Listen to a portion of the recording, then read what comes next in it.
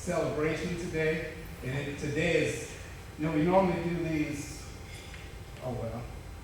we normally do these agendas with all kinds of objectives. That's not the case today. So normally, in a regular year, this would be your opening retreat class photo.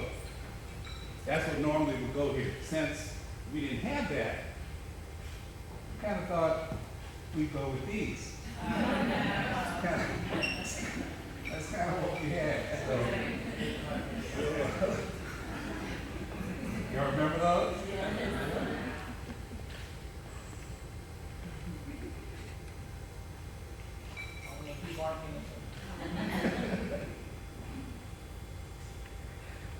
Caught me up there, and then of course,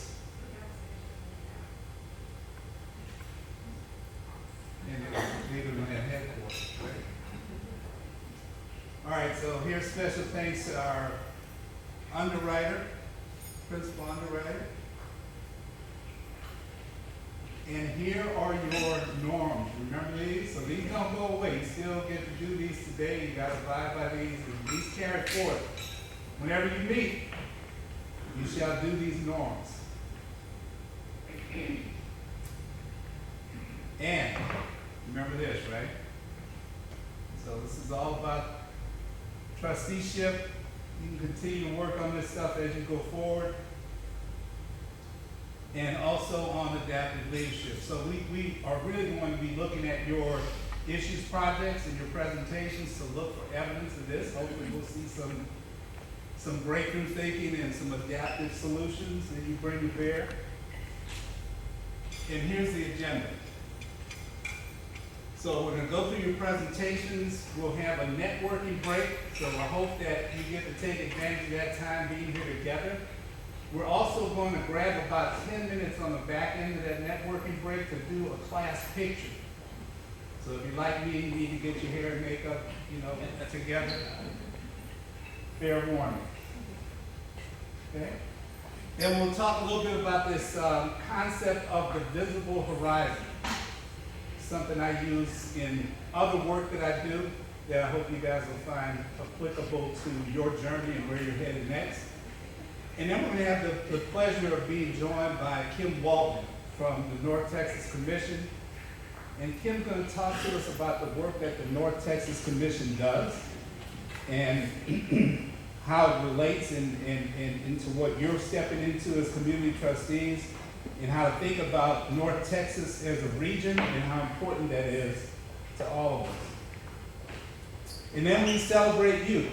We do your graduation ceremony. And we'll have some elections along the way. I skipped over the elections. You're going to elect some folks to represent you. We'll have 2 slots for board representatives. We'll actually carry forth, and I'll get into more detail on this, but we'll carry forth 4 names, the 4 top vote getters to the board nomination committee, and they'll pick from those 4 2 people to represent this class on the board. 1-year terms. Leader Kids has a steering committee. Basically, anybody who wants to volunteer for that can, and Ann Barr will take all volunteers she can get to work with that program.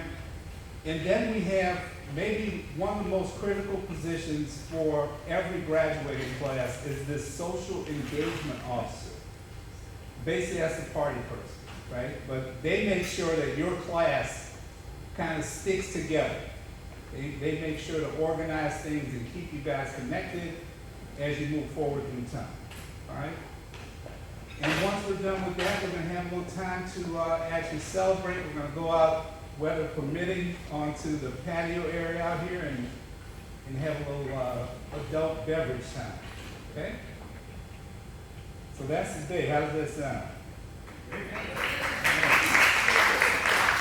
All right, so I'm going to hear from you all now, and I'm going to kind of walk around and for Evan's benefit, share this mic. But what are your reflections as you think about the journey this year? I know it's been different. Nonetheless, it's your journey. So what are your thoughts? Thank you. I think just one, I don't know if it's an insight, but it's really exciting to see everybody. And I'd say one of the things is, I know it's harder virtually, but I do feel close to all of you. I think it's really been neat to have these kind of relationships built in the virtual world. And now we get to figure out the party planner and get to hang out a little more in the physical world. Thank you. Same. Glad to see everybody in person. To me, one of the biggest takeaways is I've always loved Fort Worth, been involved in the city for a long time, but just from my lens of, doing development and stuff like that, it's been interesting to see just how many walks of life are also interested in Fort Worth for different reasons. Or, this greater region, I never even put so many businesses and nonprofits and things like that together. So it's just been really, really cool to see that same love just filter through so many different professions. Who else? Do I need to stand? Yes. I would just also say, I think in coming off of this year where we have been so secluded and so separate and singular, that we could have come together virtually and all for the greater good of the city of Fort Worth. I think it's just really nice, and just to see, again, just so many people who all have a common desire to make the city better. It's been really nice.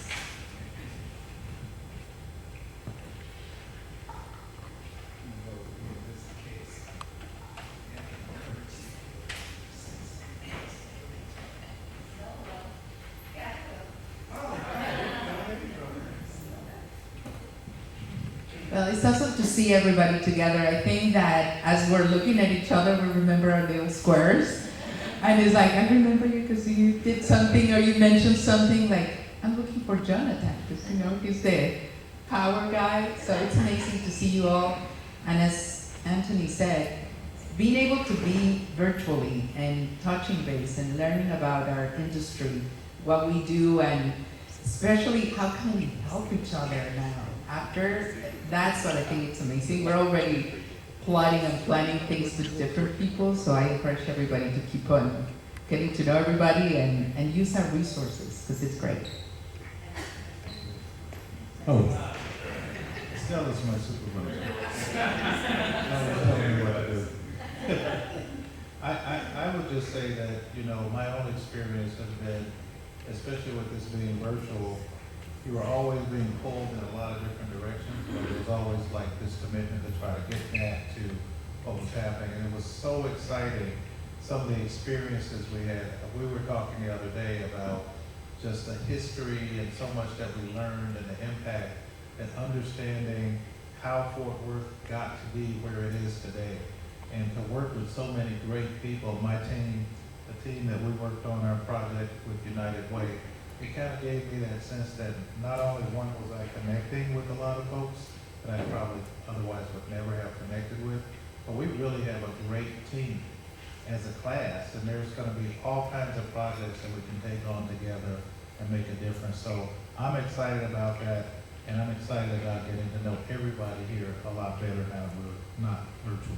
Brilliant. Thank you. Okay, who else?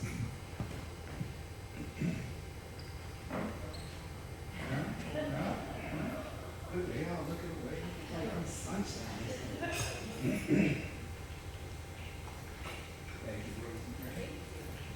I just wanted to share that I was born and raised in Fort Worth, and through the class, I was really surprised that I've learned so much about a city that I've lived in for so long. And it's really, I really just appreciate it so much more, and I am so much more proud. And also as a leader, we've probably all in this room have done several leadership development type courses, but I feel like this has grown me in a whole different direction. And I just look forward to continuing our connection further down the road. Thank you. Thank you. All right, I'm gonna make my way back to a table we have not heard from. I don't want to tell I'm not coming to you. Is anyone else tired of Lawrence?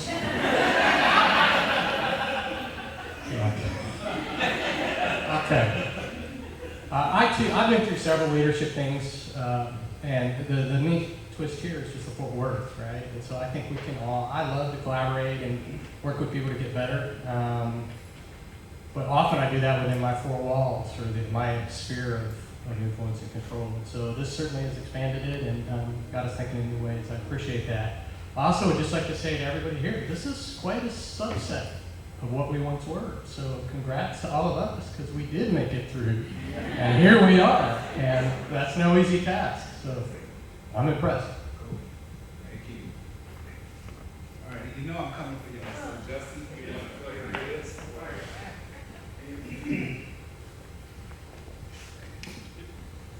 I really do not have a plan to say anything. But excuse me. So first of all, congratulations, guys. This was an absolute blur of 6 months, and so great job for everyone, like Jeff said, to stay engaged and be participating. And you look around and like I feel like I know all of you because I've seen you guys have always been there. We made the commitment from the get-go, and you guys have all stuck with it. So good job. And speaking to what we've learned here, content-wise, I feel like we hammered home some of the soft stuff to begin with, which is what you normally get with the leadership development type of program. But then we also really had a lot of tangible Fort Worth stuff, which was really, really cool for me, being new to the town. So I guess that's what I have to say.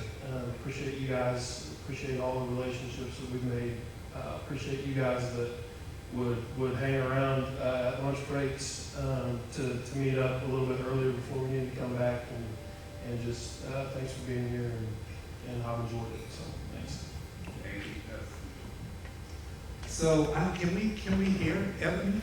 Can we hear? I guess, yeah. If you want to. So Ebony, you got one? I do. Oh my God, I hate that I'm not there in person with you amazing people. I feel like you're my extended family.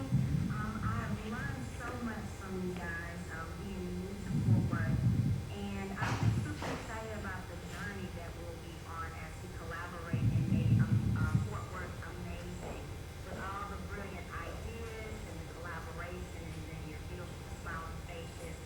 I would just say I would love to learn throughout this journey how to be resilient, and that people from all different walks of life really do care about you, and they care about what you're going through. When my dad passed away, you guys were so heartfelt in all of the messages and text messages and love that I received from this amazing class. I mean, it just makes my heart so happy that you thought of me enough to text me, email me, and tell me to keep on pressing on. So for that, I'm forever grateful to the leadership class of 2021. You guys rock, and I'm so excited to be a member of you guys.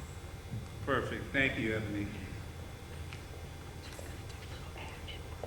Oh, okay. So let me see. What table have I not heard from yet? Oh.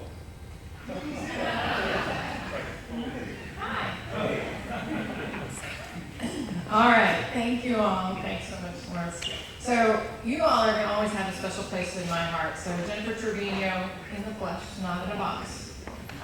You're a new executive director for Leadership Fort Worth, and I'm going to keep saying new for at least the first year. So just bear with me on that. It's not that shelf life, not that long. Hey! I think we should be able to extend that with the pandemic, right? Anyway, so super excited to see all of you and meet you in person and be here with you today. Like, I've just been looking forward to this all week, just to be with you. And so just know you're always going to have a special place in my heart because you're my first class. And, I am here for you. Please, many of you know me already from the community, but those of you who don't, keep my email, keep my phone number on file. If you ever need something, please just reach out and let me know what I can do for you. But I hope that from what I'm hearing, your journey has been just as good as mine was in 2009. And who knows, maybe you'll be, running Leadership Fort Worth like I am in a few years. So, just so glad that you could be part of the class this go around. Special extra appreciation for your tenacity, your determination, and your persistence with everything else that's going on in this world. So welcome to the Leadership Fort Worth alumni. Can't wait to see the rest of the day. Thank you. All right, so what's the matter with this thing? Oh, by the way, I should mention that my wife Rosita, 2 T's, by the way, but anyway, she sends her condolences to you guys because she couldn't get me to trim the chin fro. But you know, so look, this is my pandemic thing, so I'm not cutting until we're all the way back. Okay, so it's now time to showcase how you all have moved the needle. And so to get us started on that, I'm going to welcome the one, the only, the infamous Miss Tracy Williams.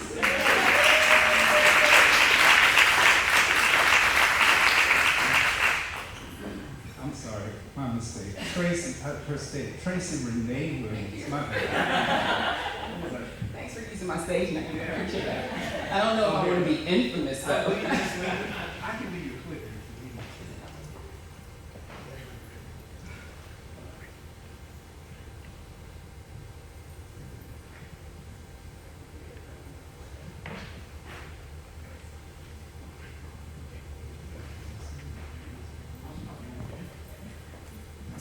Hello everybody, it's so good to see everyone in person and not in the little tiny boxes on Zoom. So let me just say this before we get started. Congratulations on the work that you've done and the sustainability of the work that you completed, because I know that all groups have worked so hard in creating deliverables that will be a positive impact to the city of Fort Worth and to Tarrant County for years to come. So I just want to say congratulations ahead of time. You'll hear me say that over and over again before I sit down today. But let's get to the main event of today, and those are the presentations, and I know that you all are excited to hear what your peers have been able to complete as well. So this is how it's going to go. We have the 4 presentations, and the order of presentations is 1, the first presentation will be Center for Transforming Lives. 2nd will be LBT Rise. 3rd is United Way Tarrant County. And 4th is Tarrant 2 and Through. And I just want to say that we have representation from all groups, and for Tarrant 2 and Through, we have Chris, who is joining us virtually, so we're glad that he's able to join us virtually as well. So everyone sent me their presentations in a different format, so I'm going to be running a couple of things in between the presentations just to make sure that you have your preferred format going. And then I do leave with the one video, it won't natively play, so I'll be by the screen, I'll be by the computer to make sure that that plays for the group who has a video. Other than that, I will also troubleshoot the clicker very quickly so that you all can you can drive your presentation as needed. Sound good? All right, so I padded the schedule a little bit so that in case we ran over the 10 minutes, you still have enough time. So we have about 15 minutes for a presentation and 5 minutes for Q&A. Feel free not to use all of that time. It is okay.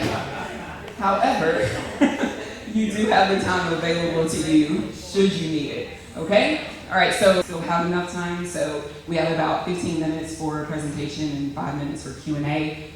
Feel free not to use all of that time. It is okay. However, you do have the time available to you should you need it, okay? All right, so let's bring up Center for Transforming Lives, and we have Ms. Navarro who's joining us from CTL as well, so thank you for joining us today. And let me say this. We have a special presentation for our partner experts after all of the presentations, but I do want to say a huge thank you to all of our partner experts for the time and the resources that you provided for each of our groups. It's such an honor to be able to work with our organization in Fort Worth and Tarrant County, so thank you so much. All right, CTL, you are up.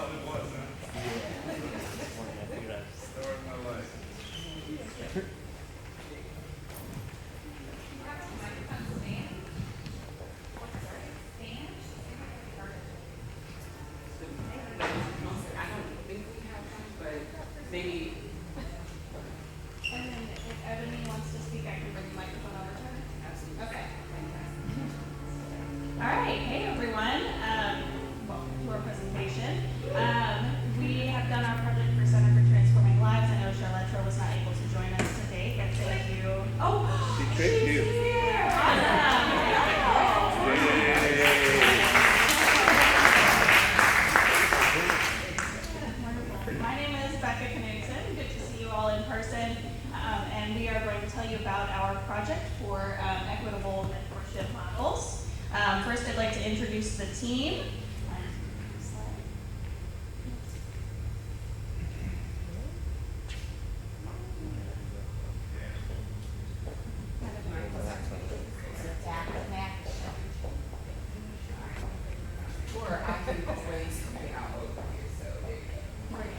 All right, so to introduce the team, we have Rochelle Blackwell, we have Christina Brooks, Bill Fishbane, Victor Turner, Wendy Chabet, and myself, and Ebony Young, who is joining us via Zoom today. So I'm going to run the microphone over to her because her slides are next.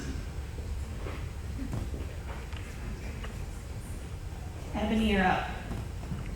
All right. Let me know when you're ready. The mic's in? Okay. So the class of, the leadership class of 2021, yay, class and team, were tasked with identifying culture competent mentor model for the Center for Transforming Lives to implement in Tarrant County, as well as provide a marketing outline and an MOU template. The low to moderate income, which we call the LMI, micro businesses in Tarrant County, have challenges accessing business support services that take into consideration the unique experiences and barriers that the business owners face. Through the CTL mentorship program, the LMI business owners will be matched with a trained mentor to help them navigate business resources, social support services that will increase their success and longevity of the LMI micro businesses.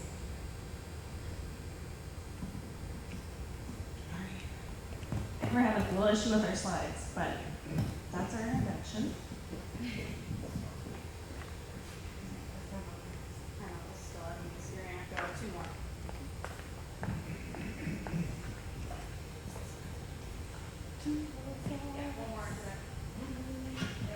All right, so I have a very loud voice, so this mic might not be necessary, but so just give me a sign if you know I'm too loud.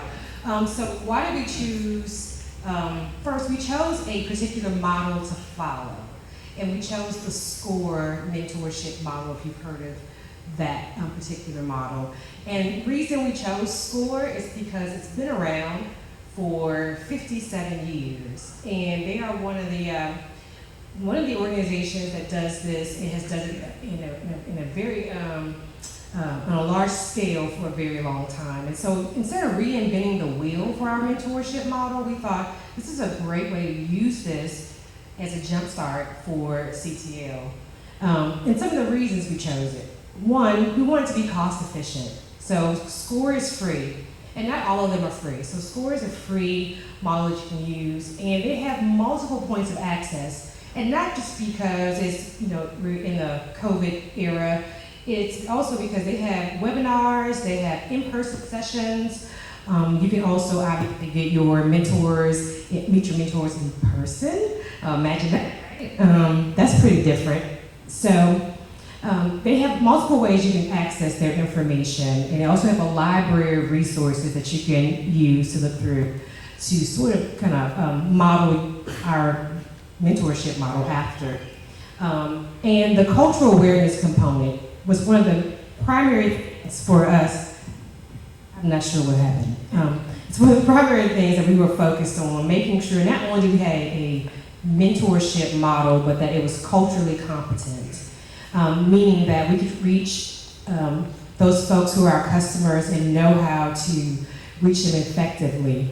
And SCORE also has that as an important part of their model, which they have a diversity and inclusion portion of their mentorship program. And so that was also important for CTL. And there are a couple of others here, and you'll notice there's some limitations with some of those models, hence why we also use the SCORE model. We want to make sure there's cultural competency, that it's not restricted by location, that wherever you are, you can be a different place. You can do, obviously you can do Zoom, you can do it in person, or you can do it through a webinar. So you want to make sure it was accessible for everyone. And again, what works for mentorship models? We want to cost intentional, flexible, and of course meet those cultural competencies that Christina's going to talk to you about, and also have the ability to measure our effectiveness and and have data points to measure whether or not the mentorship model was effective. All right. Okay. So now we're talking about the cultural awareness and competency gap. As Rochelle just stated, one of the most important things in developing the cultural competency mentorship model was to make sure that we were looking at this from a perspective that incorporates the individual layers of identity and the groups and differences within those groups into the consideration of how the mentorship model is actually developed, how we connect, how we deliver the service within the mentorship model, and then also how we measure it. So in looking at the data collection and tracking, we're looking at the different types of identity that are in our presentation that we provided to CCL. We kind of outlined 5 dimensions of individual identity.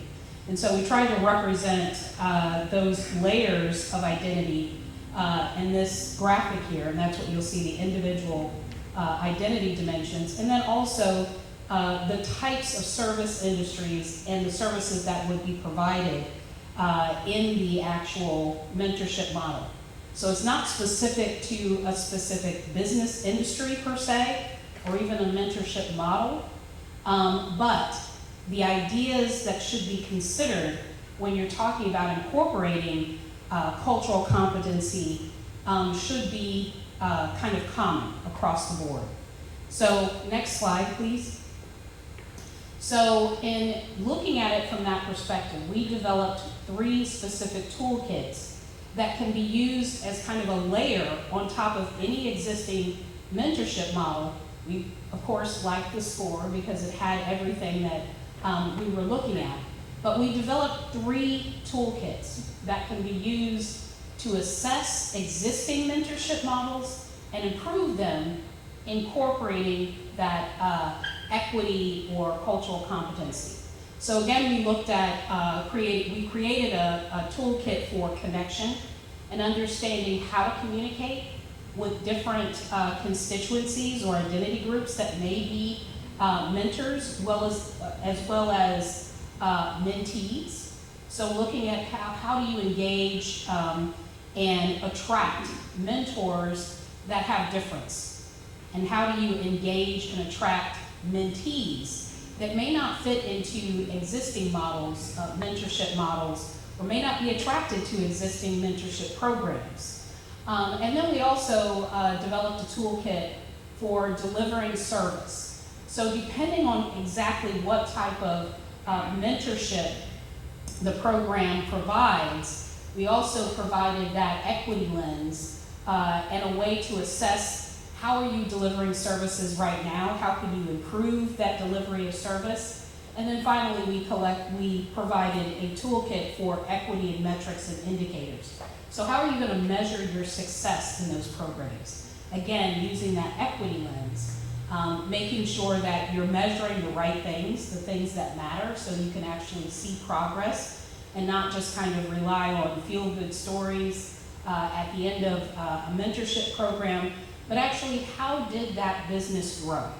Were they able to grow in their workforce, revenue? And so we created a model that would do that as well. Next slide. Looking at the looks on y'all faces, I'll make sure I'm not long. Like looks for me thinking.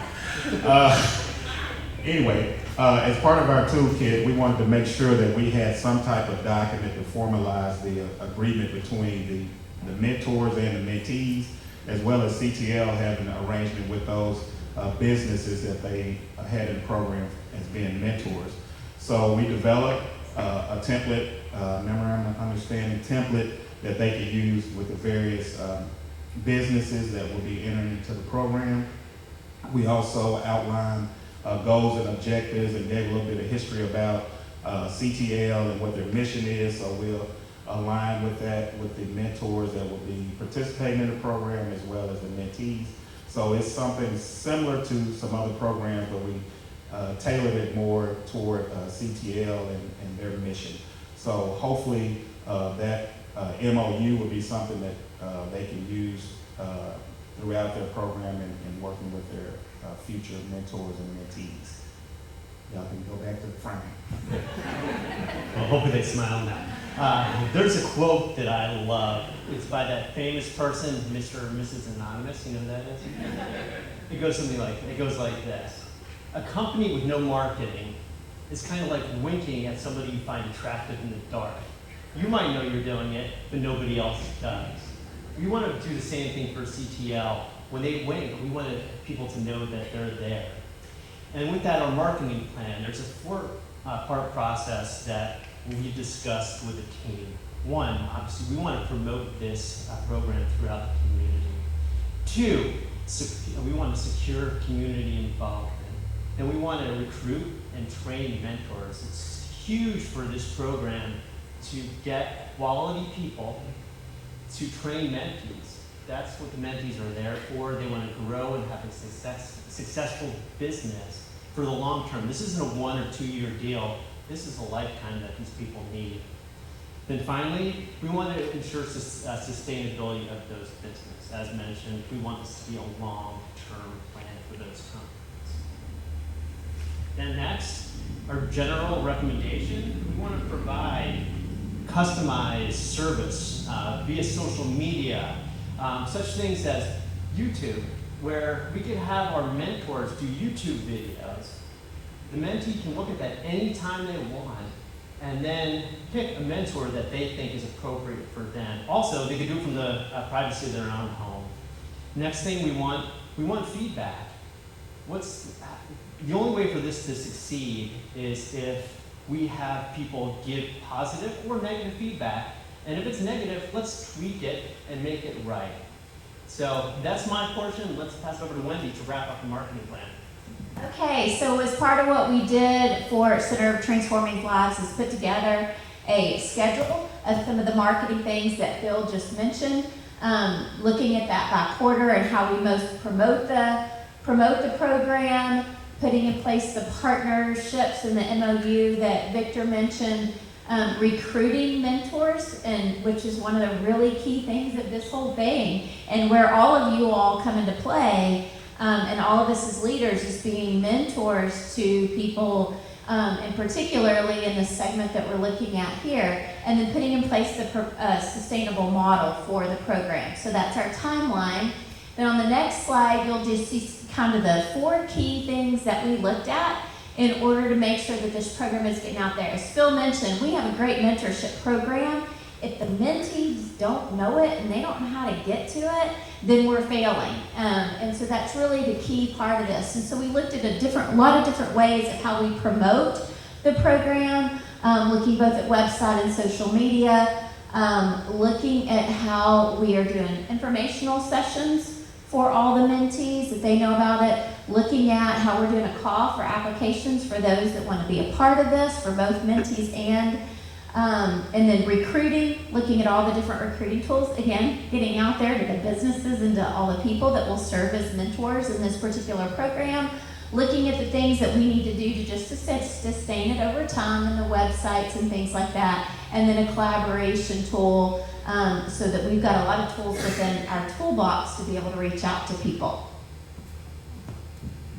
All right, y'all, that is the overview of our project. We have all the printouts if y'all want to see them. We could certainly talk about this for hours on end.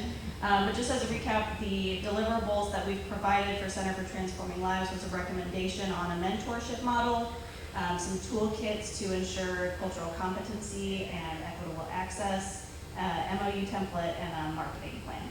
So if y'all have any questions, we're happy to answer them.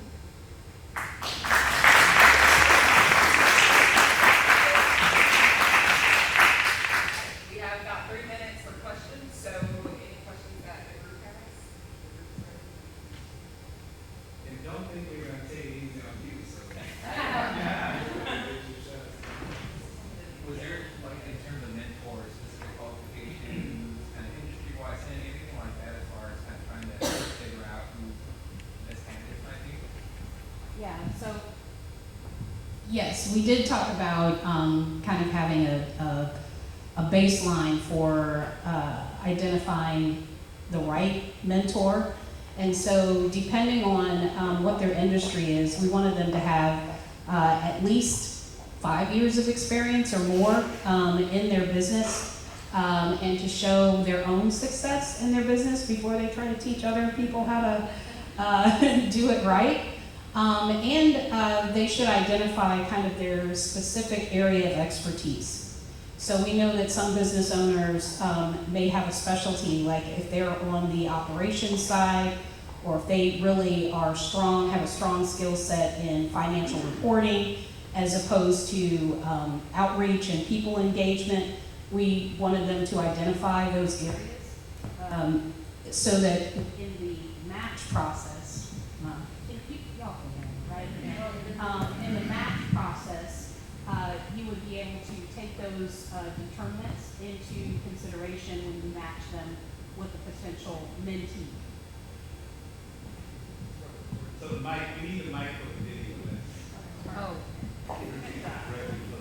Okay, I'm going to call LBT Rise up while I get your presentation ready.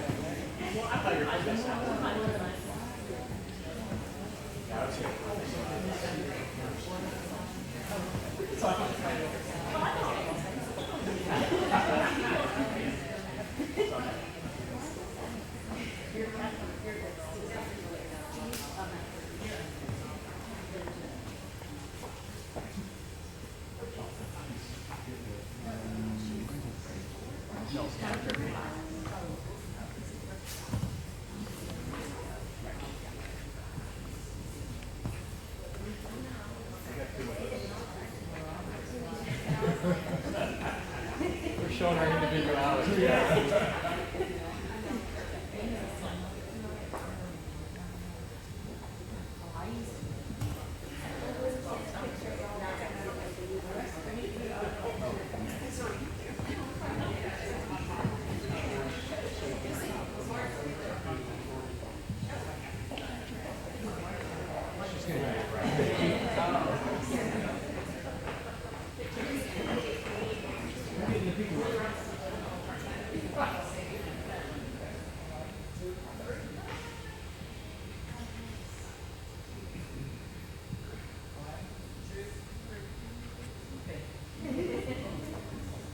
All right, good afternoon. My name is Rosemary Cruz, and I would like to introduce our project team, LBT Rise. We have Kimberly Tyler, Jeff Akers, Ebony Jones, Taylor Pace, Avery Lander, and Margie Curtis. It's been a pleasure working with them. Next, we would like to take this opportunity to thank the leaders of Leadership Fort Worth for giving us the opportunity to work on our Chosen Issues project, LBT Rise, Parent Engagement. So thank you to all the leaders. Next, we worked in collaboration with Willie Rankin. Willie is the Executive Director of LBT Rise. Willie has over 10 years of experience just really transforming organizations, and we have seen that ourselves at LBT Rise. So thank you, Willie, for all the work that you have done at LBT Rise. Second here, so LBT Rise has identified 6 efforts, and our focus was education. We needed to focus on education our focus was education, and we concentrated on this because we had 4 goals here that we needed to accomplish. And you know, when we focus on these, we positively alter the outcome of the student education. So the efforts are here, and this was our strategy, and we prioritized these deliverables. The first thing we had to do was we needed to evaluate the desire for LVT Rise to have a position to focus on the parent engagement and public school advocacy. And then second, we also took into consideration to evaluate LVT Rise, should they form their own program to help parents connect with the schools and or a PTA or PTO outside of LVT Rise leadership. Kimberly. Each of us in this room can think back to the people and programs that helped shape who we are today. It is important as a community that we are invested in helping to build that strong foundation for the generations. I'm just going to talk a little bit about what LVT Rise represents geographically and the area in general. It basically runs from 820 to Altamere, 30 down to Camp Bowie. I don't know about you, but in high school, I cruised up and down Camp Bowie Boulevard all the time. Not just that, there are a lot of, it's an apartment complex builder's dream. They're everywhere, but many of them are very old. In fact, I got my family started 30 years ago in my first apartment in that area. My two oldest children went to two of the schools we're going to be talking about, junior high and high school. I witnessed a lot of change in this area over many years. There's a lot of transiency. I think Willie shared with us that almost half the people living in this area have been there under 2 years, right? There's a lot of non-English speaking. There's a lot of people that are working 2 and 3 jobs. They're not readily available to engage with the schools. I saw this, firsthand as I went through some of that system. And so education is very important in the area. This is why we focused here. Ebony? Thanks, Jeff. So every school day, hundreds of buses across Fort Worth carry students to very dramatically different education destinations. The public education system is literally what empowers us for the next potential leadership of students. But it has remained largely unchanged for the last 100 years, and it does provide the agency for most students to succeed in this global ecosystem and what they graduate into. So LVTIs, because of that, they have partnered with a few campuses in their backyard. Western Hills Primary School, Western Hills Elementary, Western Hills High School, and Leonard Middle School. Based on pre-COVID data, 3 and 4 of these campuses are rated a letter F by the state of Texas. They look at student achievement, they look at student progress, they look at closing the achievement gap. The student population at these campuses are over 90% economically disadvantaged. They receive free and reduced lunch. Over 70% of the students are labeled at risk for dropping out of school. And oddly enough, less than 11% are identified as gifted and talented. White students are the minority at these campuses. Educational inequity is a complex problem. It requires complex solutions and collective impact. LVT Rise recognizes the collective impact that's needed to dismantle some of the systems at play in this zone. Let's hear from one of those organizations now. This area has been hit harder than most. The area is the Las Vegas Trail. There are many living paycheck to paycheck. There's been an effort to build community in this neighborhood where hard times hit harder. The pandemic first, and then with the snow and the bad weather, we had kids calling, we need water, we don't have any water, we don't have any food. It's something that a lot of people take for granted, that they will open a cupboard and have food, open the refrigerator and have power. When a kid hugs you after you give them a water or a sandwich, You realize basic needs are sometimes a luxury. maybe this was a wake-up call for us too. In Benbrook, Noel Walker, NBC 5.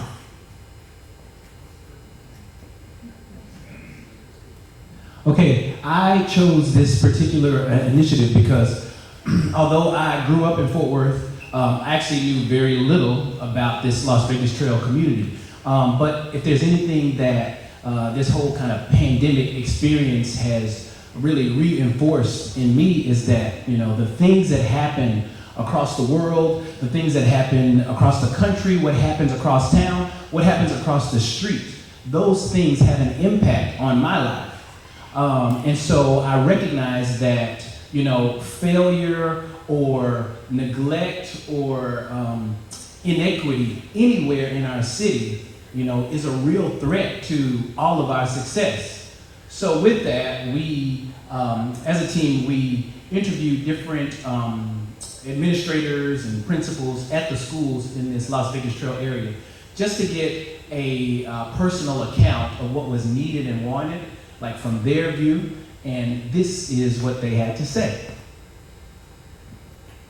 I am Shamira Moore, and I'm the assistant principal here at West Windows Primary. So as far as what we would like for our parents is to get them into the schools, get them knowledgeable about what their students need for pre-K, which is where we start, and we go through first grade. So that impact to know what the child needs at home, what the child is doing here at school, impacts greatly because it prepares the students for upcoming years in education. And so just getting the parents involved and on board and knowing what happens in the school setting is the greatest gift that we can give to our students. Like having a community in schools partnership or even strengthening our parent liaison, I think it's going to be beneficial to getting the word out, to getting the educating our parents about what's happening on the inside of the building,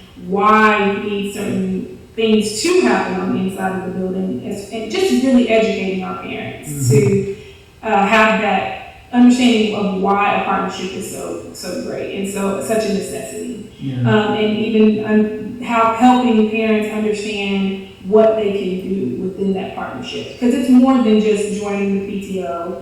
It's more than just coming to the school events. It is a true partnership. And so whether that is providing enrichment at home or knowing about enrichment activities that the district has offered, that is the bridge that we want to, have between our parents and our community.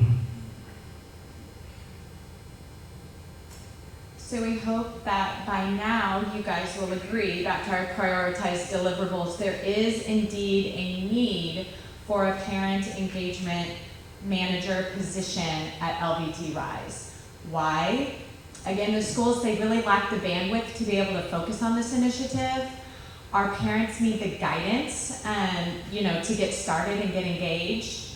And lastly, and most importantly, our children need their parents involved in their everyday education so that they can reach their full potential. So ideally, this role will serve as an advocate on behalf of the schools and the faculty. They will recruit parents to take a more active role in their child's education, and hopefully that will help children's grades increase, perhaps the school rankings and their test scores will increase, and most importantly, our children and the families in this neighborhood will have more enriched lives. So we have created a sample job description for the parent engagement manager. Some of these key responsibilities we have identified would be having proven strategic planning experience. This position doesn't exist, the program doesn't exist yet, so we need someone who's going to be able to come in here and have the ability to pick it up and run. And also identify the goals that they need and create a sustainable plan. They're going to need to have the ability to advocate, once again, for the schools. And being that they're going to be working with a variety of audiences, students, families, other community organizations, teachers, parents, having strong interpersonal communication skills and networking skills is key.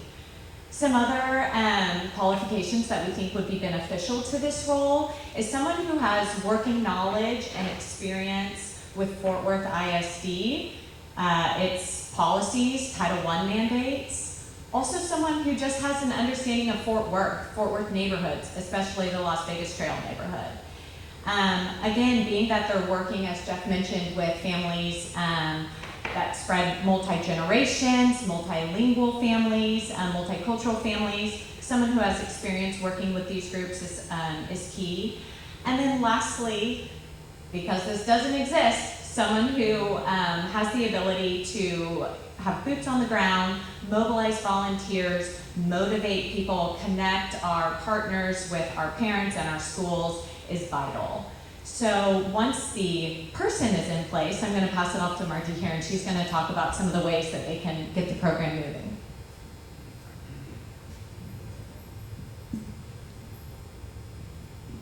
Thank you, Bree. So this slide depicts how we recommend that LBT Rise might activate this position for it to execute its roles and responsibilities that Bree just shared.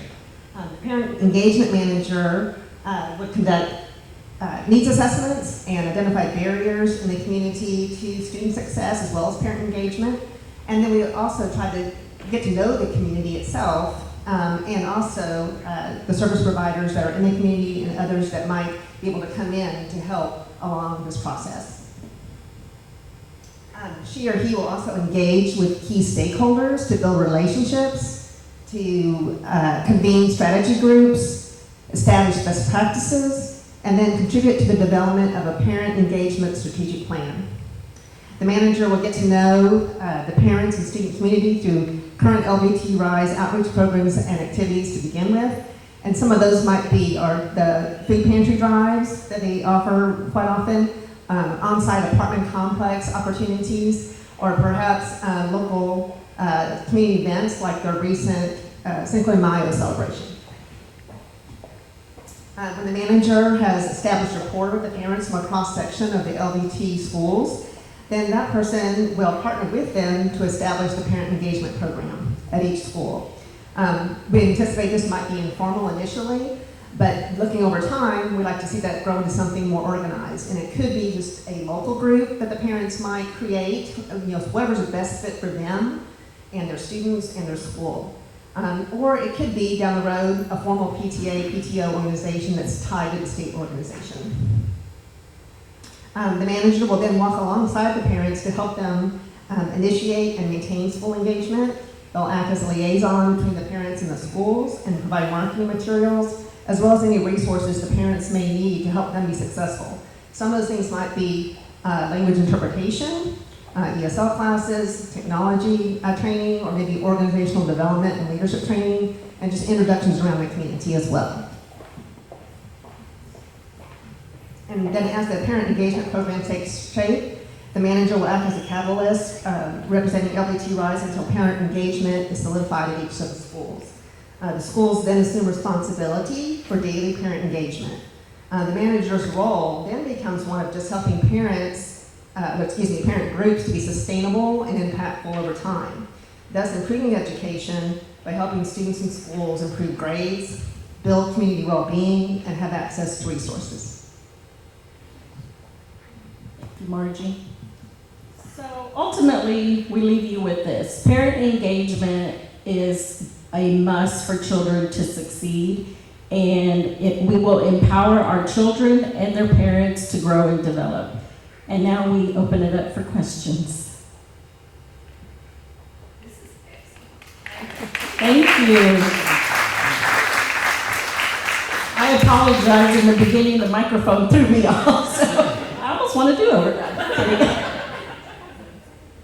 What questions do you all have for this group? Is there a timeline for hiring this individual? And I guess that's really a question for Willie. Well, no timeline was in place because I was waiting for their final answer. But another reason why they came in the shirts is a lot of them agreed to try to make sure they see this project out. So they will continue to work with them to make sure it's happening.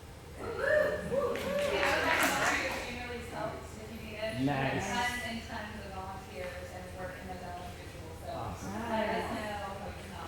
Thank you. Thank you.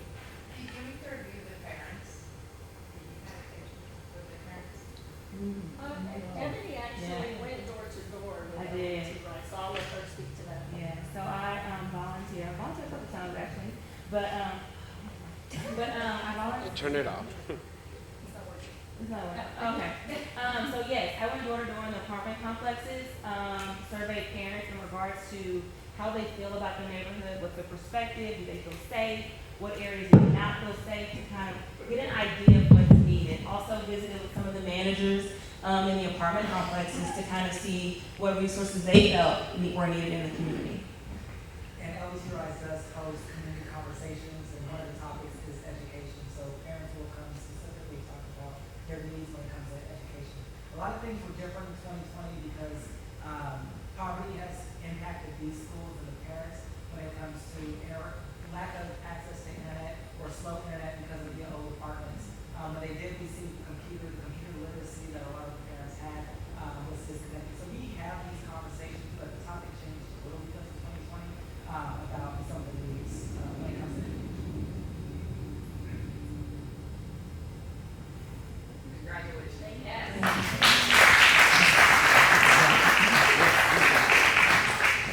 I just want to point out the power of connection that just happened in this room based on the presentation that was just given. So congratulations. And I'm excited to hear that the team is willing to continue to see this through. So that's what we mean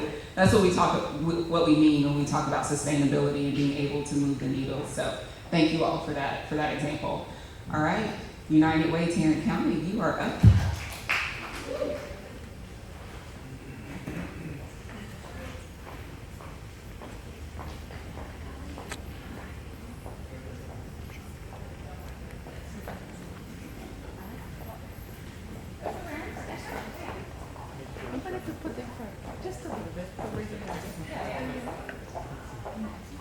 Picture?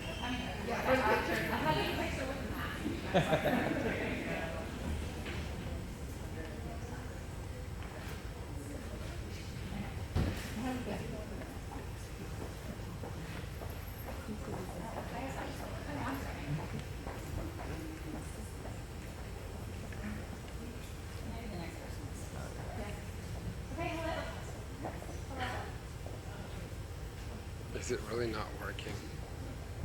Okay, hi, I'm Elizabeth Neckley, and we had the pleasure of working with the United Way of Tarrant County to talk about how to create a resource for people. Why is it fair?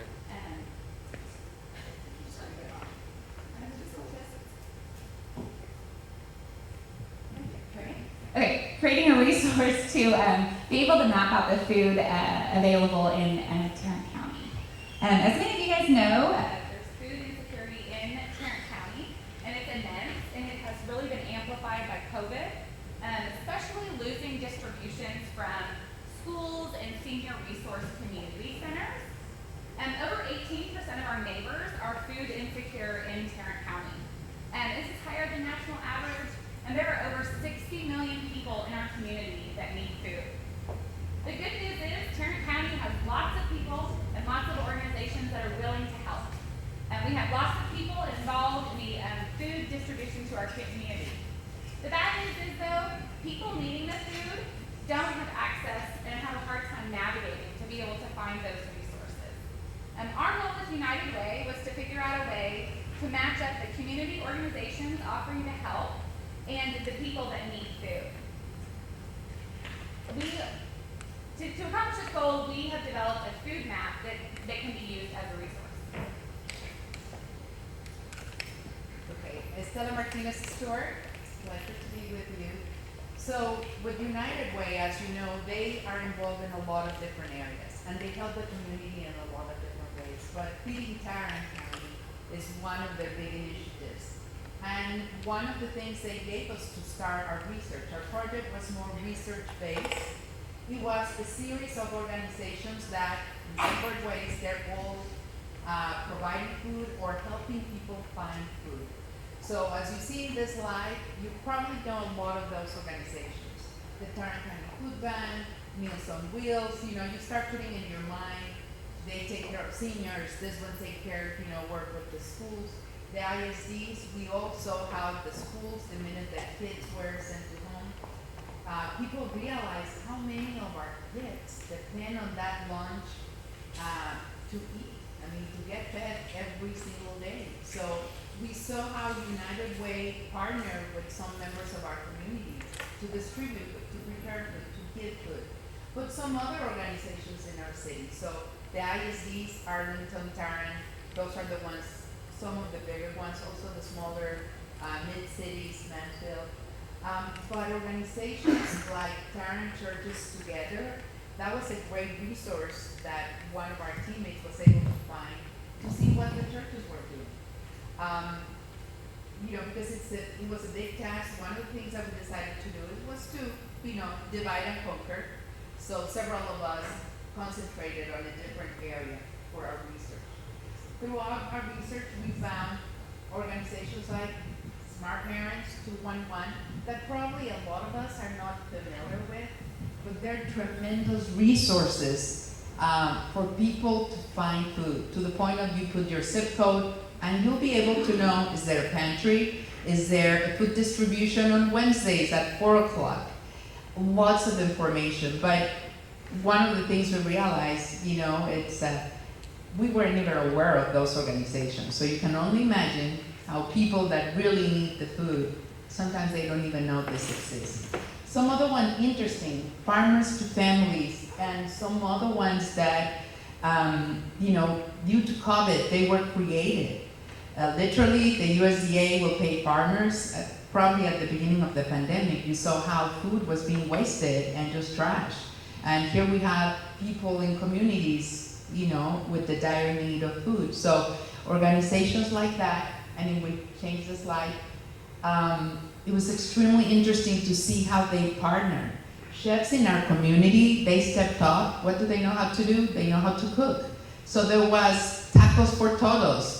There was, they right away connected with the Food for Farmers, so they would let them know, we're gonna be at this facility. So trucks will bring boxes with milk and fresh fruit and vegetables.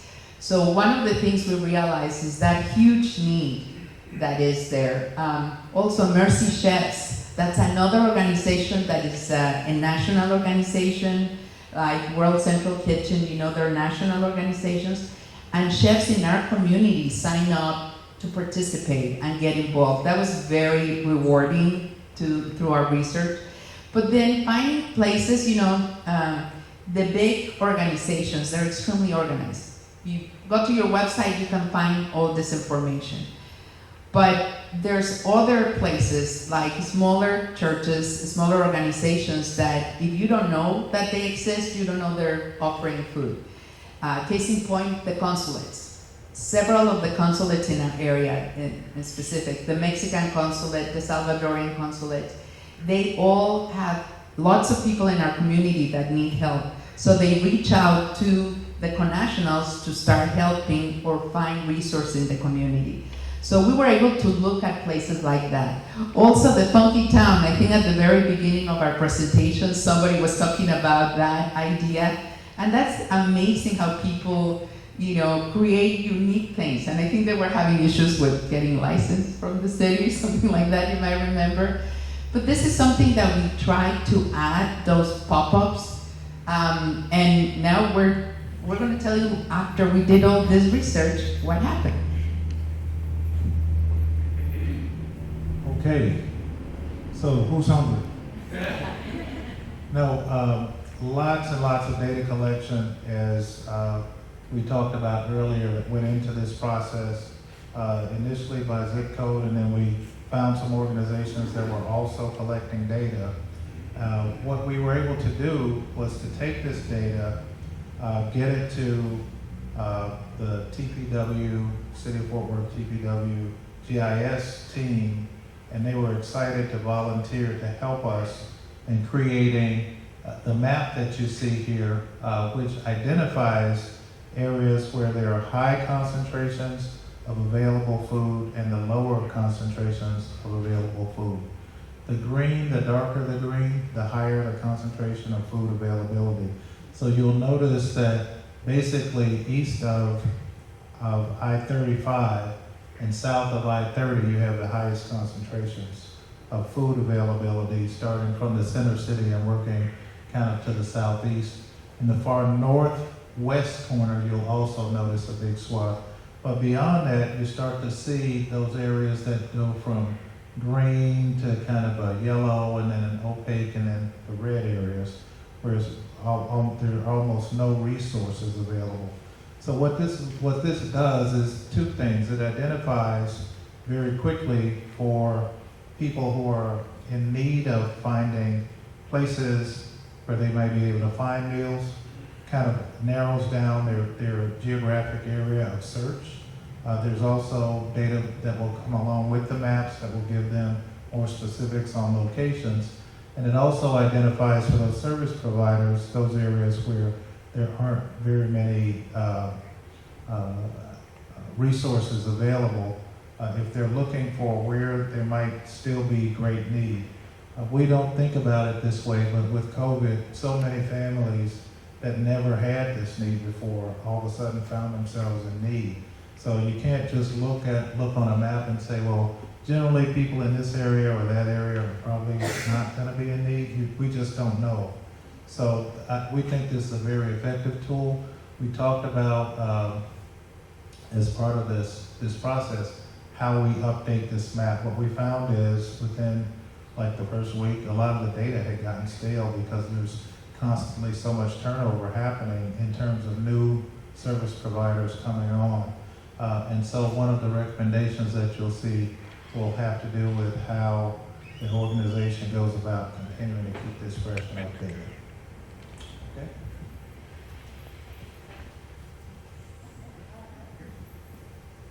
Hi, James Lawrence. Thanks, William.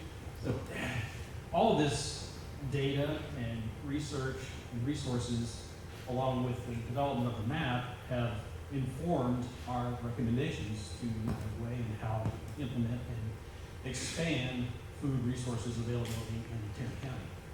And so, first off, strengthening and enhancing the partnership between United Way of Tarrant County, Tarrant Area Food Bank, and Smart Parents will allow the creation of a single point source site to house this data.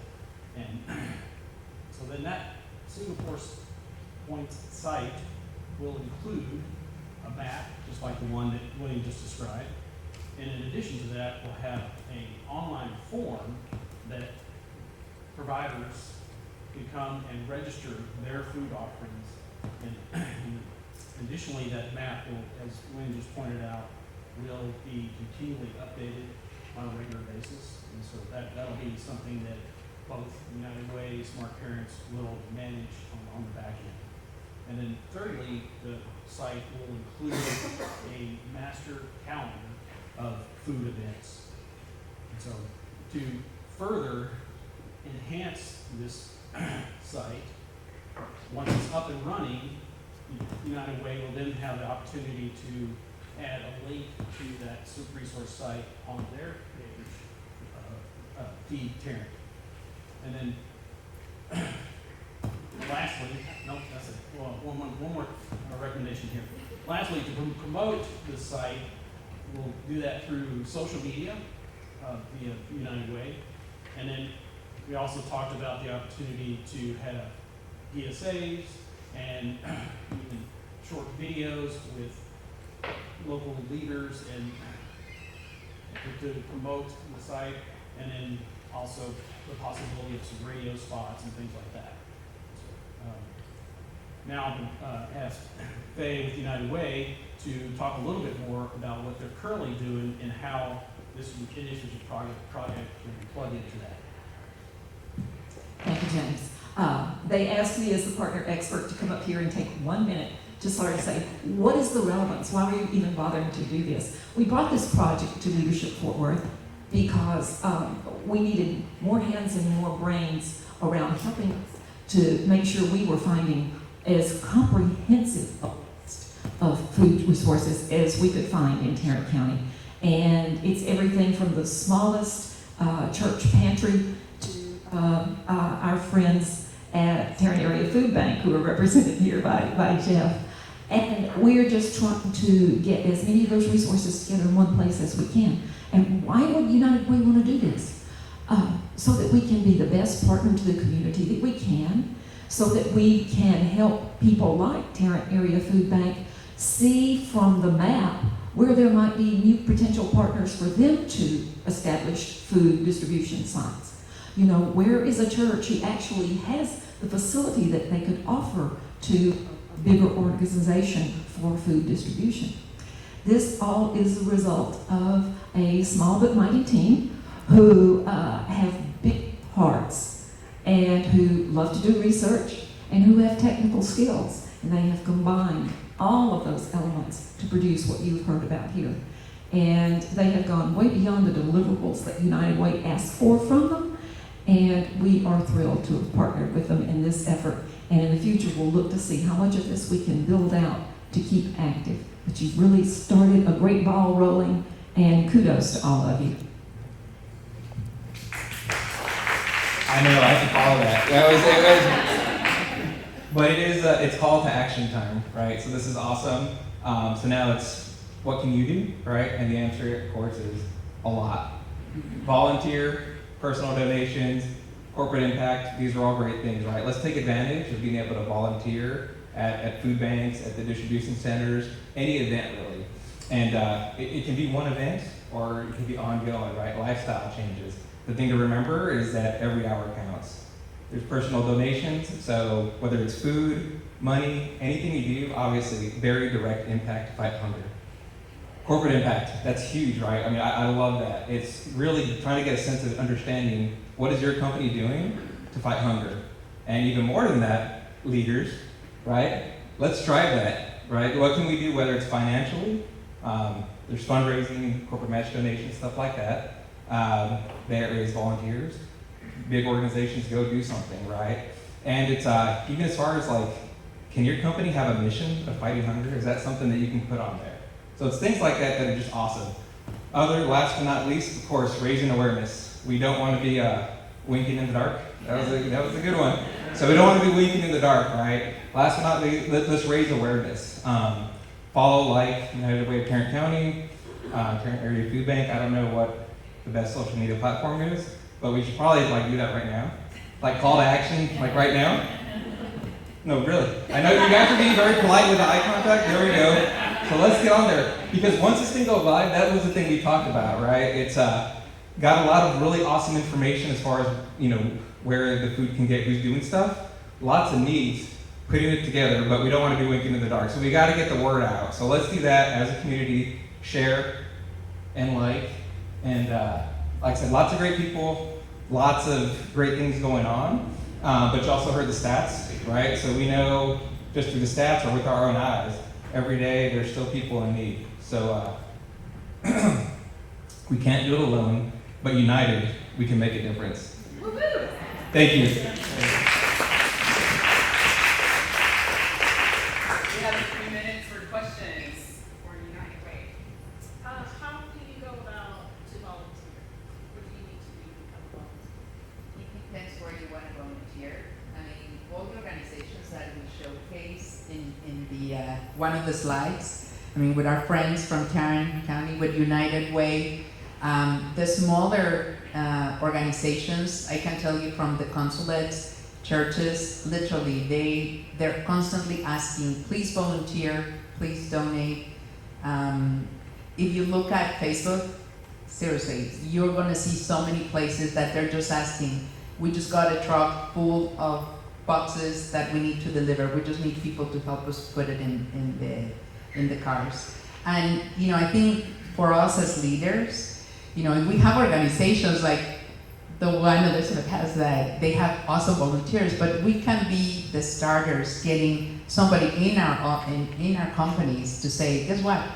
Let's go to Tarrant Food Bank and volunteer as a group and participate in distributing or separating things. I mean, we can really engage people. And once you see that the need is so big, recently one person that helps in schools had told me, it's like, I was volunteer for after school activities and I was ready to come get everybody started and the kids were not engaged until she realized that, well, they signed up to be in this after hours class because they were going to get a meal.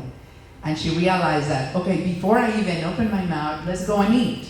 Once we eat, okay, everybody wants to learn about what I have to say, and it was an eye-opener that we take it for granted because we're lucky, but so many people don't. So that's what we want you to.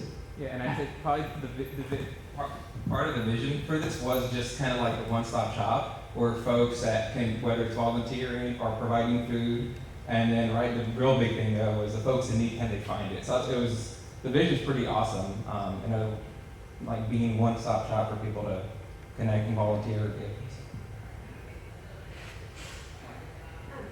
So when you were sharing the map, and then Jeff mentioned the online form, and the food providers that might go out to populate that feature, which is fantastic. But would there be a way then for maybe whoever needs the food, rather than just looking at where they are on the map, which is great, but we're pinpoint based on their zip code or address even? Is that part of the plan? I don't know the technical term right now. Yeah, a lot of the data was gathered by zip code, and the map was geocoded by zip code, and then we just went with a heat map based on higher to lower concentrations. We won't continue to maintain the map. There's going to be, I think, another organization that's going to pick up from here. In fact, we've been talking to. Smart Parents. Are we able to talk about it? Yes. Yeah, Smart Parents currently has a map that's organized by zip code, and so because they already have that in place, United Way is going to partner with them to further develop that, and it has it up, the ability to search by zip code. And then you get like a list of things. Yes, that's Monday, Wednesday only. Yes, You already have on the website for Terran Area Food Bank, you have their Find Food tool. So there are going to be a couple of opportunities, and we can all interlink so that people can comprehend. One thing throughout this project that we realized is that a lot of the people that need food, they're working all the time and they don't have the luxury of really doing a lot of research. So for example, in the hospitality industry, they told us, the housekeepers, women that often they're, by themselves raising kids, but they have to work all day long. So, united with associations that take care of that, that consumer, and being able to work with the hotels and just let them know there's drives here, there's things that we can do here.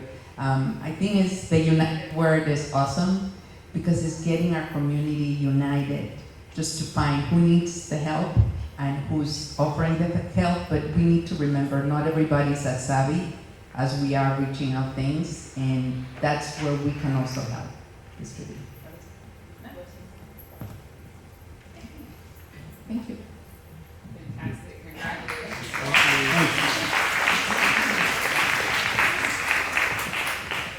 I have to say, it's projects like this that I'm excited about all of our projects. This is an example of one where you see the potential for the future in terms of the iterations of how this will continue to be sustainable over time. So congratulations you all, and thank you for giving us a glimpse into the future as well and how we can remain connected and united for this topic.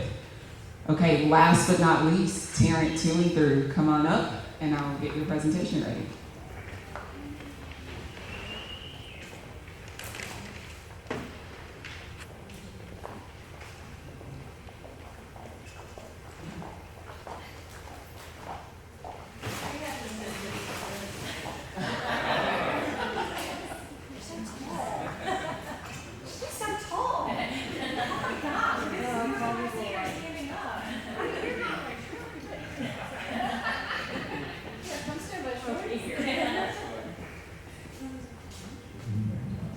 Actually, when I walked in the room, I was very confused too, because I'm used to everyone being like 2 or 3 inches tall, and everybody's like super, super tall in here. That, and I've been looking at this. I'm going to start with a question because I need help.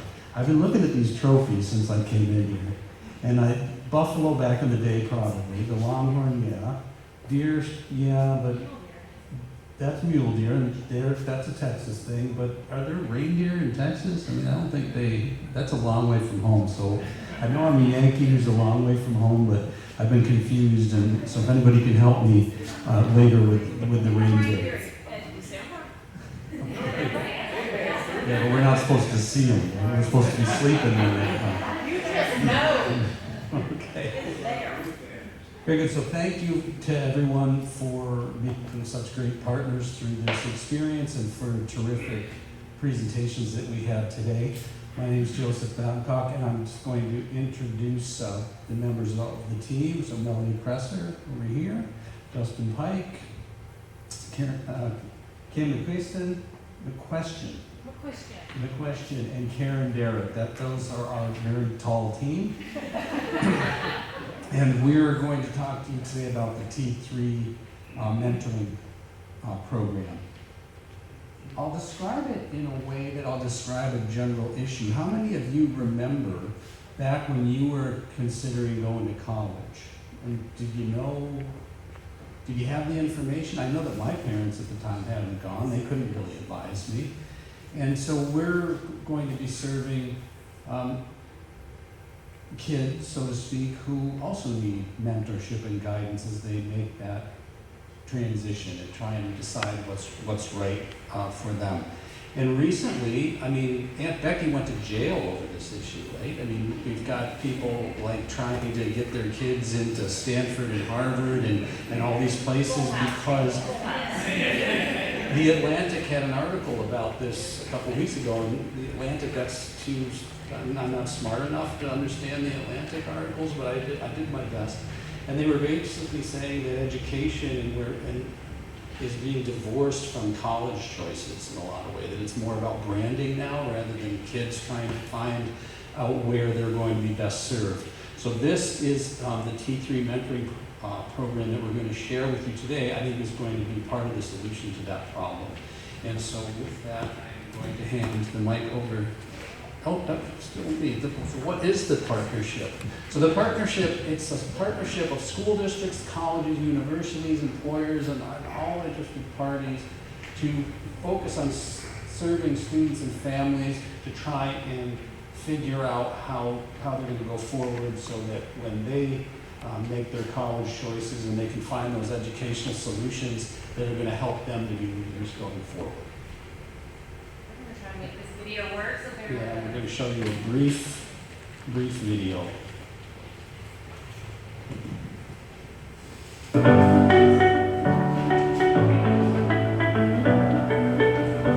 The Tarrant Student Through Partnership, T3, aims to ensure more students in Tarrant County obtain a post-secondary credential and that each student has the training and skills they need to thrive in today's workforce. Launching in fall of 2020, this local partnership is anchored by a dedicated backbone staff focused on serving our students and families in Tarrant County. So the Tarrant Student Through Partnership is established with a variety of people in our community that are invested in the future of Fort Worth and Tarrant County. Ask yourselves, are all our children able to succeed in the same ways? The answer quite simply has been no. But what I'm most excited about is I feel this momentum across our community for the first time in a very long time where everybody's pulling in the same direction.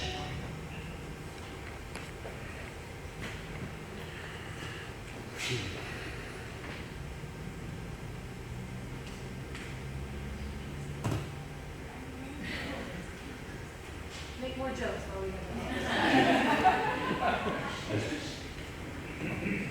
All right, so now that you know how, are we on?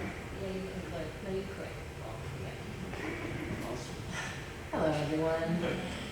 All right, so now that you've heard how vital and powerful the Tarrant 2 and Through program is, let me share with you an exciting tool they're using to enhance and elevate the program. T3 Connect. So what is T3 Connect? It's an online platform and mobile app that creates a virtual and mobile bridge to connect T3 scholars with T3 mentors. So this is probably no surprise to any of you, but on average, Americans spend 5.5 hours per day and check their phones 63 times per day on their cell phones. So with these kind of statistics, T3 Connect plugs conveniently into any day-to-day routine, making the virtual experience engaging and effective. So where do we fit in? So our group was tasked with the following two things. Develop a marketing plan for the program in an effort to scale recruitment, support models, and resources to support an increased number of mentees year over year. Provide collaboration opportunities with Leadership Fort Worth and other fellowship-style entities in order to cultivate a sustainable mentor volunteer base. So with that, I'll hand it over to Justin to talk through the steps. Okay, so the steps that we have identified were first to determine a target audience, second to outline the outreach and recruitment opportunities, and third to develop an outreach schedule for the program. So I'm going to do this with you guys, but I'm going to grab your phone. I can wait if it's parked. Okay, so go ahead. Open it up. Get your camera out, okay? Everyone hold it up. Switch to selfie mode, right? Get the angle right, whatever we need to do here. Oh, I got photo bombs. Awesome. So holy cow, guys. You guys found the perfect mentor. You guys did it all on your own. I'm super proud of you. What we're looking for in this, guys, is we need people who are local in the community. We need experienced folks, thoughtful people willing to give time, which, by the way, you've all proven. There's plenty of room, by the way. I know that 3 of the groups here have asked for volunteers, and based upon our last 6 months, we've got time for all of them. So we're looking for an ideal mentor who will support the growth and development of a student. They're going to provide guidance, and they're also going to remain independent. So one of the benefits here is that you do have an independent person who can work with a student that they're matched with to help give them the best advice. So once we identified, okay, who's our target mentor, we had to figure out, okay, how do we get this out there? What do we do? So at that point, it was kind of, who do we talk to? What companies do we reach out to? What organizations, what other community entities can we reach out to try to determine who and how we can get mentors? And through that, we kind of used the asset mapping exercise that you all went through, helped us really kind of narrow that down quite a bit.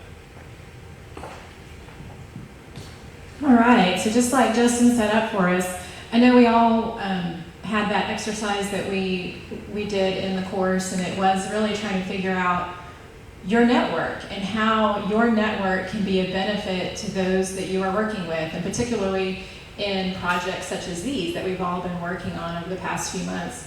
And so what we did was, through our asset mapping process, we determined kind of grouping folks into employers, experts, funders, and then influencers. And then from there, we started to work that network.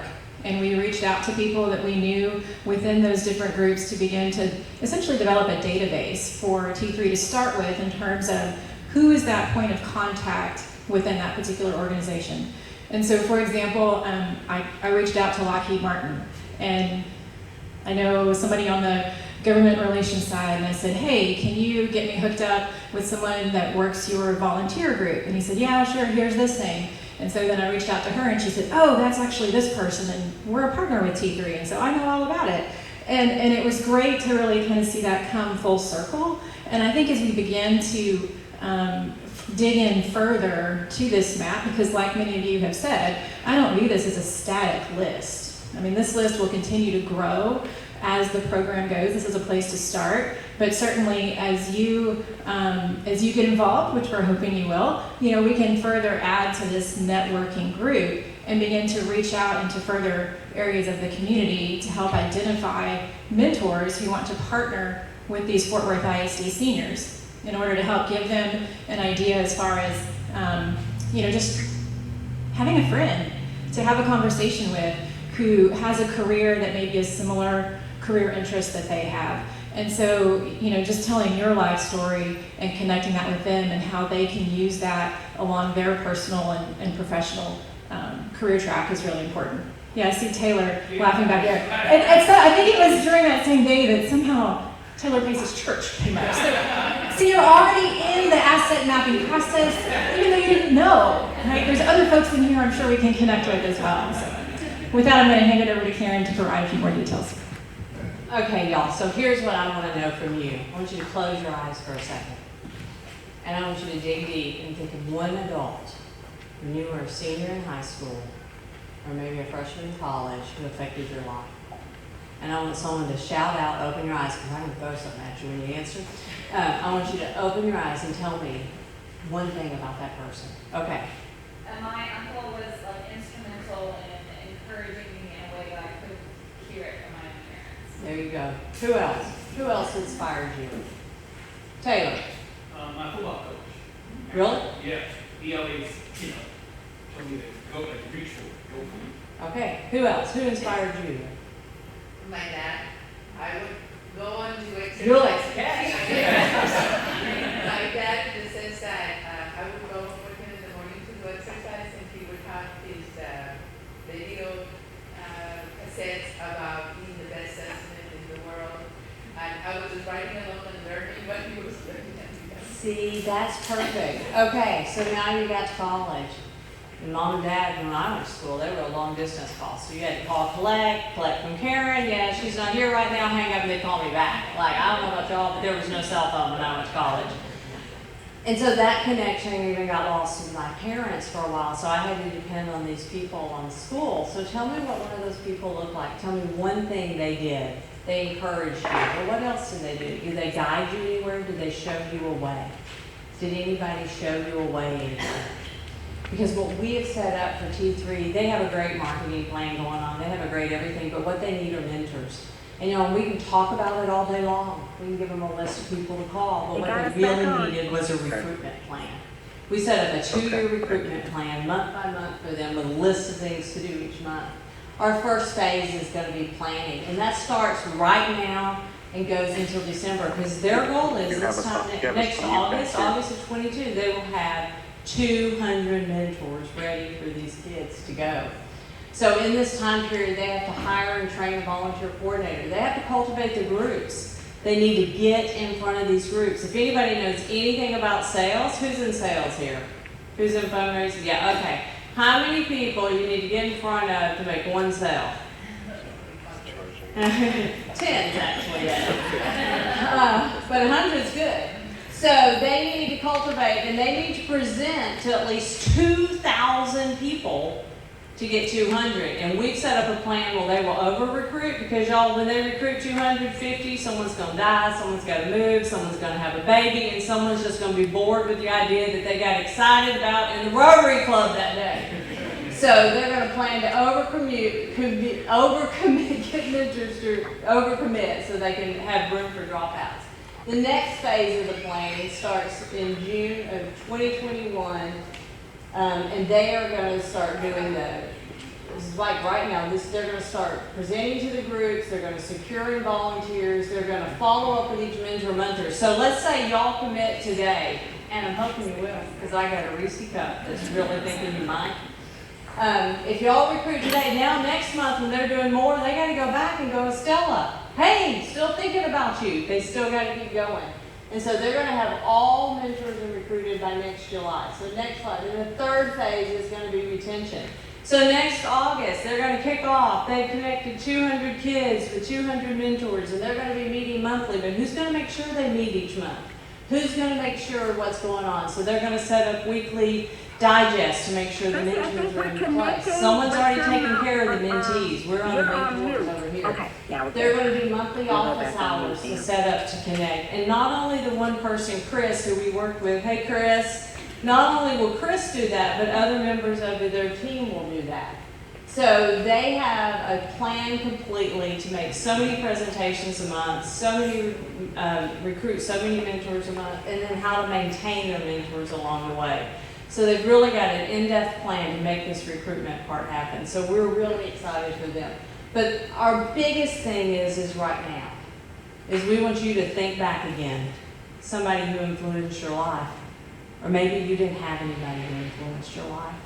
And maybe you just know that it's time to make sure that that doesn't happen to another kid. And so our next thing is we're going to ask you to become a mentor. Get out your phone again. Get out your phone. we want you to text T3 Connect to 51555. And I want you to be a mentor, or you to connect to speaking engagement, you to say, come talk to my organization, come talk to my office, come talk to my faith community, come somewhere, or let me be that person. You're going to commit 1 to 2 hours a month, and you're going to make a difference in a young person's life. And really, all y'all do is I got kind of. I'm just saying. I have a degree in ball, so if y'all miss, it's about you. Just saying. So thank you, everybody. And so the next generation is depending on us. So I hope everyone will consider being a mentor. And also, sometimes I have, I am the director of the Executive MBA program at UTA. I'm really 8 years as an alum of that program. I can see all of you as future students in that program. And one of the best ways to be a mentor for, the next generation is also to be an example. And I had someone graduate the other day that was so excited that her daughters, had been able to do homework at the table with her and things such as that. To be an example to the next generation is something that's really important and can take a lot of different forms. So thank you very much for listening. Thank you everybody for being great colleagues through this process. Thank you everyone for being not this big, and remember when the reindeer comes, you're supposed to be sleeping, okay? You're not supposed to sleep. All right, thank you.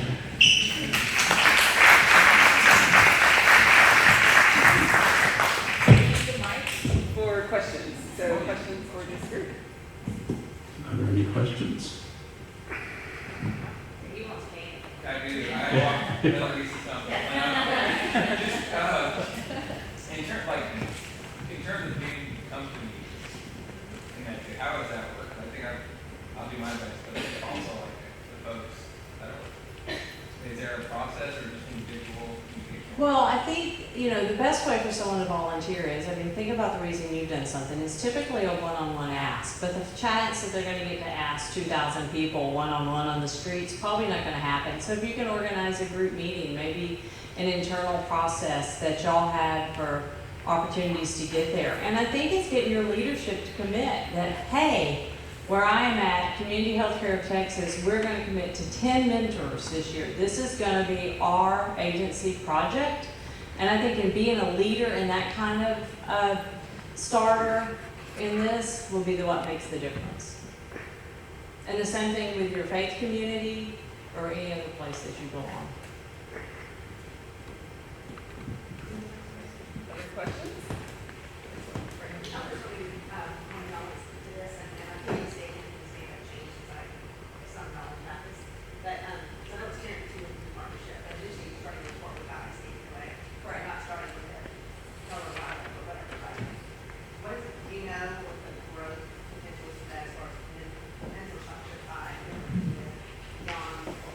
I think that the first year is going to be instrumental into seeing what the future looks like. And so I think the first 200 people who volunteer are going to make the way for other people in Tarrant County, other children to get this opportunity.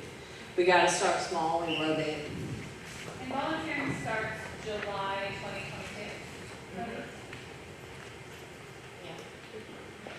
I don't know if Chris would want to answer the question related to Fort Worth ISD, although he probably didn't hear it. Yeah. Here, Mark. Ask it again. I'll ask it again.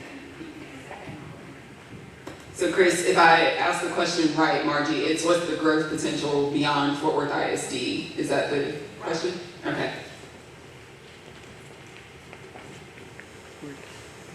Okay, I think you can answer. Oh wait, I have you muted, so hold on. Hold on. Try now, Chris.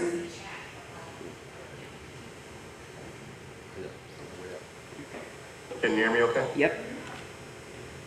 All right, perfect. So you asked what the growth potential was beyond Fort Worth ISD. So to answer this question, I'd like to point out we are the Tarrant 2 and 3 partnership. We do plan on expanding, but we want to make sure that we get our model right before we go ahead and expand across all of Tarrant County.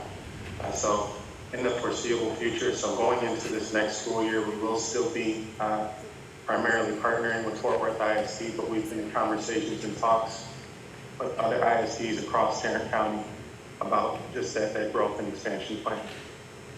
So, Okay, thanks.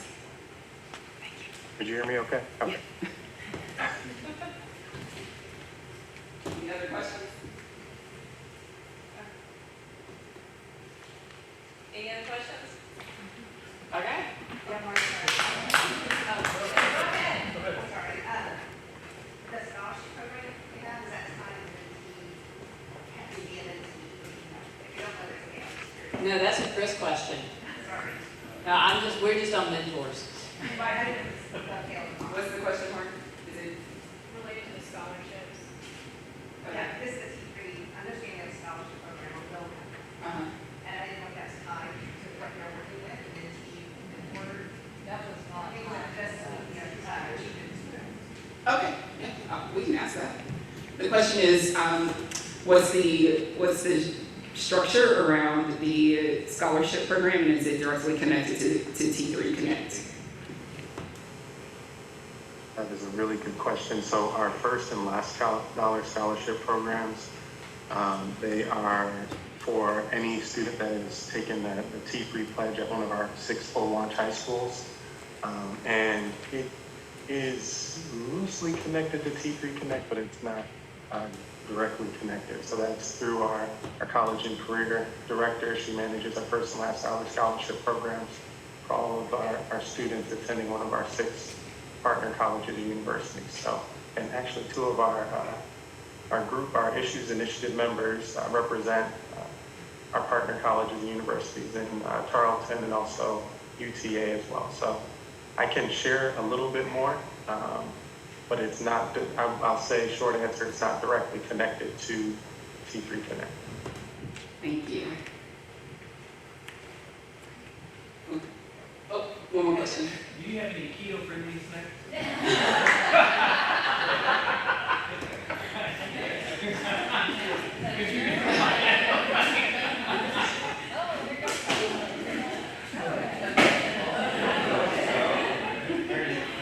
Okay, well, congratulations, you all. I want to make sure that you all get your networking break, so fantastic. Okay, so I will just take the 60 seconds to, first of all, just congratulate you all. We have been whispering in the back on what a heavy lift you all took on for 6 months. You know that this has been a little bit of a truncated program, starting in January and ending in May. And you have done incredible work over the last 5 months. So give yourselves a hand, because it is incredible what you've been able to accomplish. I also want to say, again, a special thank you to all of our partner experts. If we could have you stand to be recognized.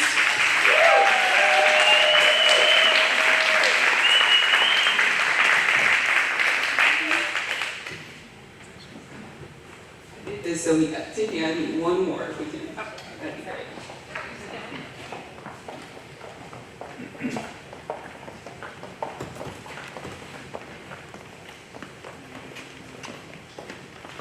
It's not, whenever we do these projects, to be able to partner with such incredible organizations and their representatives is always an honor for me, as well as for Leadership Fort Worth and the Leadership Class. So we thank you so much for giving up your time and your resources so that our classes can enact and enable what they're learning about community trusteeship over the course of the program. You all, we saw that in action today with your presentations and all of the deliverables that you presented today. So I'm just incredibly grateful to everyone for the work that you've put in and for the moving the needle in a way that I think is going to have such sustainable impact for our Fort Worth community and our Tarrant County community. So thank you so much. This has been a wonderful class, I think we can say, right? And an excellent demonstration of what the Issues Initiative is all about. So again, congratulations, and I look forward to seeing your deliverables in action.